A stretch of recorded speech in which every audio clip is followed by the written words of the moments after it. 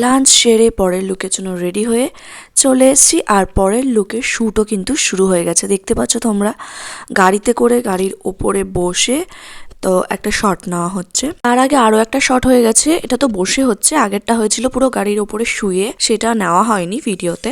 লাঞ্চের আগে পরে এবং লাঞ্চের ভিডিও আমি নিতে পারিনি কারণ প্রচণ্ড তাড়াহুড়ো ছিল। তারপরে আমাদের রিসেপশন থেকে যেটা রুম বুক করা হয়েছিল, রুমটা অনেক দূরে ছিল, তো আসা যাওয়াতেই অনেকটা সময় চলে যাচ্ছিল। তারপরে আবার এসে এই থার্ড লুকের শট নিতে হতো, কারণ না হলে আলো পড়ে যেত, তো একটা তাড়াহুড়ো ছিলই। তাই জন্য তাড়াহুড়োতে এতক্ষণ ধরে অনেক কিছু শটও হয়ে গেছে, তো সেগুলোও নিতে পারিনি। তারপরে আমি ভুলেই গেছিলাম যে আমি ব্লগ করছিলাম, তারপরে মনে পড়লো আবার ভিডিও করা শুরু করলাম।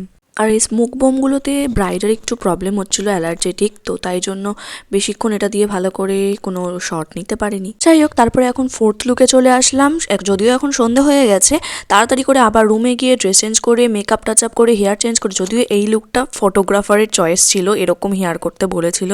আর কেমন লাগছে তোমাদের ভিডিওগুলো অবশ্যই কিন্তু জানিও। এখানে এখন লাইট দিয়ে এটা ফোর্থ লুকের শট চলছে।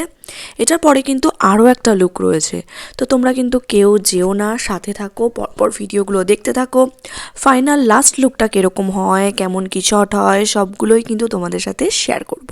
আর ব্লগের পার্ট 1 থেকে কিন্তু যারা এখনো পর্যন্ত দেখোনি তারা কিন্তু অবশ্যই গিয়ে দেখে নাও, সাথে ফার্স্ট এবং সেকেন্ড লুকটাও রয়েছে, সেগুলোও গিয়ে দেখে নাও আগের ভিডিওতে। আর যারা প্রথম আমার ভিডিও দেখছো তারা কিন্তু অবশ্যই ফলো এবং সাবস্ক্রাইব করো। পুরো প্রি ওয়েডিং শুটে আমি কি কি কাজ করেছি সেগুলোর ভিডিও হয়তো নিতে পারিনি, কারণ এরকম একটা শুটে যেখানে একদিনে 5-6টা ড্রেস চেঞ্জ থাকে, তো সেখানে প্রচণ্ড তাড়াহুড়োতে প্রত্যেকটা কাজ করতে হয়।